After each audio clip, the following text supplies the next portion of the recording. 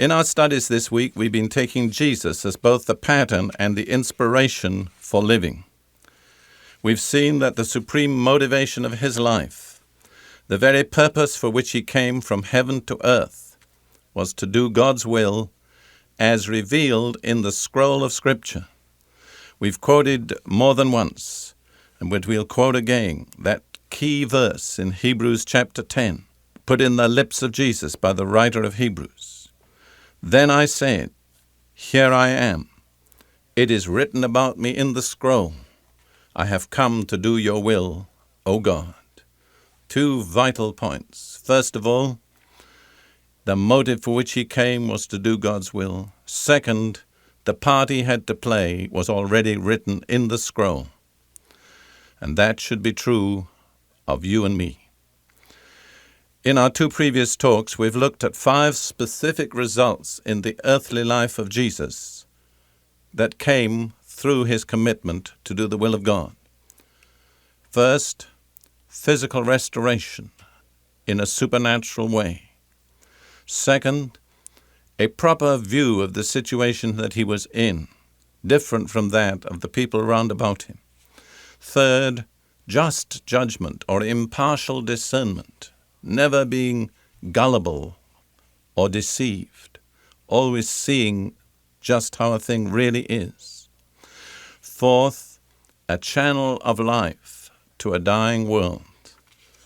And fifth, glorifying God on earth.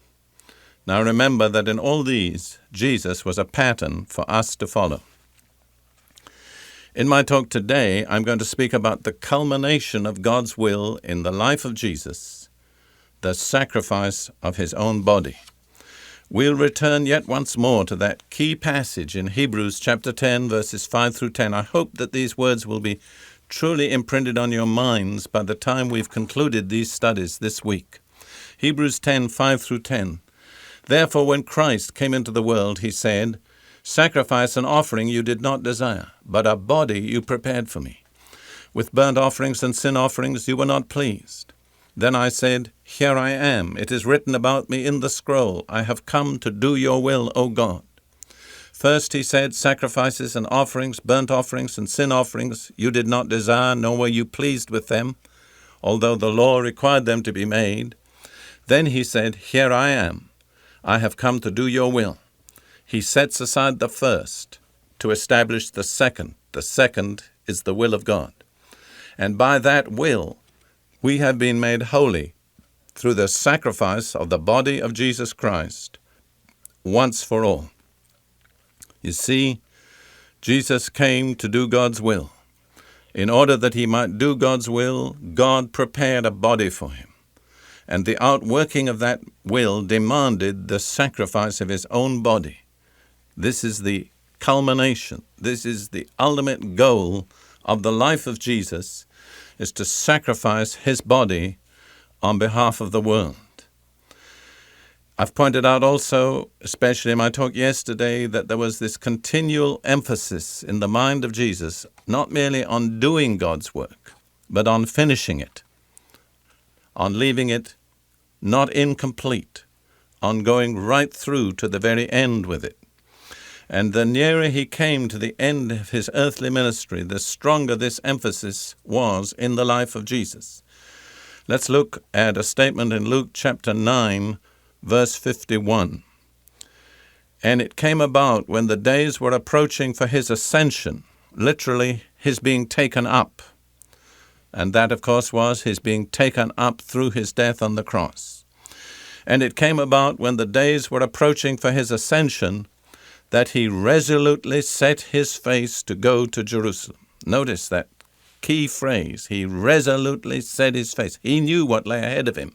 He'd already told his disciples, although they refused to believe it.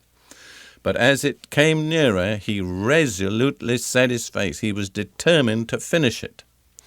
And this reminds us of a portrait of Messiah from the Old Testament, from Isaiah chapter 50, verses 4 through 7, where by the Spirit of Christ in him, the prophet Isaiah prophetically foreshowed the culmination of the life of Jesus on earth.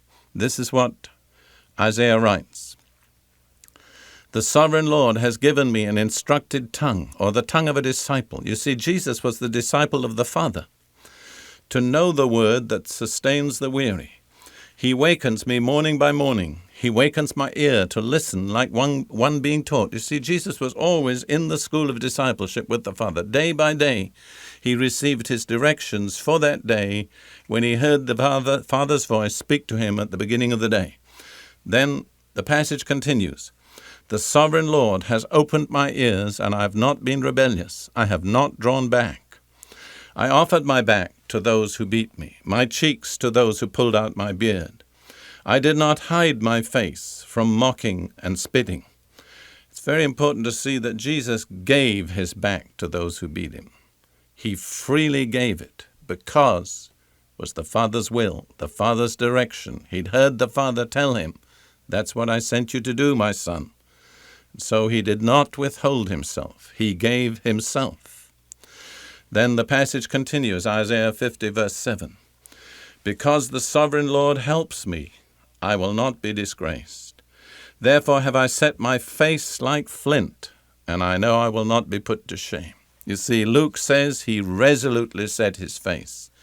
Isaiah, prophetically writing 700 years earlier, said, "I have set my face like flint." He knew what he was going to have to endure. In fact, it's written in the previous verses of Isaiah, "I offered my back to those who beat me, my cheeks to those who pulled out my beard. I did not hide my face from mocking and spitting. I've set my face like a flint. No matter what lies ahead, I'm going to go through with it because my purpose is to do the work that God has assigned to me and to finish it." Now we come to the actual culmination of the earthly life of Jesus, as recorded in the Gospels, and I'm going to read from John's Gospel, chapter 19, verses 28 through 30. Jesus had been on the cross for 3 hours or more. He was near to his end, and this is how the record reads. "Later, knowing that all was now completed, and so that the scripture would be fulfilled, Jesus said, 'I am thirsty.' A jar of wine vinegar was there, so they soaked a sponge in it, put the sponge on a stalk of the hyssop plant, and lifted it to Jesus' lips. When he had received the drink, Jesus said, 'It is finished.' With that, he bowed his head and gave up his spirit." Notice Jesus dismissed his own spirit. He had told his disciples earlier, "No one takes my life from me. I have power to lay it down, and I have power to take it up." Before he dismissed his spirit, one of his last great utterances was, "It is finished." What was finished? His earthly task, his assignment. All through he'd been saying, "My food is to do the will of him that sent me, to finish his work." And then in anticipation of this moment in his prayer in John 17, he said, "I've glorified you on earth. I've finished the work you gave me to do." And here it was actually fulfilled. It is finished. That was not a cry of defeat. That was a cry of triumph. It is finished. Everything that was assigned to me, I have done. I've done it completely. I've left nothing out.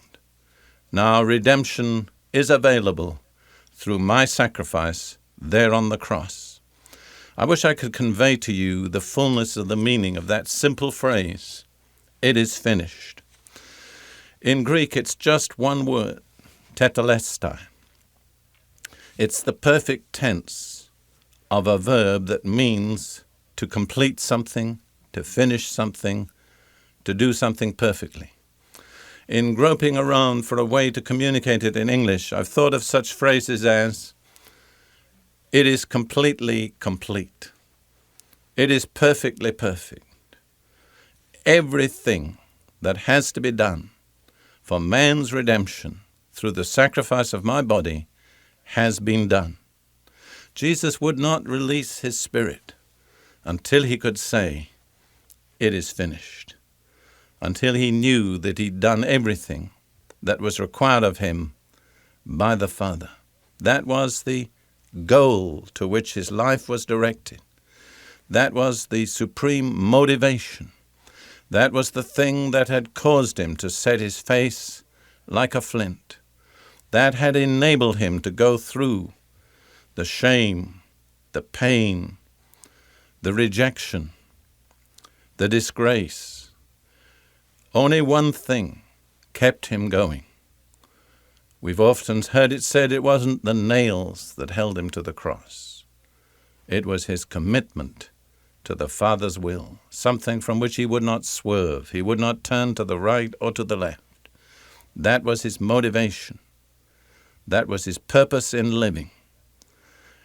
God had given him a body, and he knew from the Scripture that God's purpose for that body was that he should sacrifice it on the cross on behalf of mankind. And so everything he did was directed to that, to the fulfillment of the will of God, the completion of his assignment.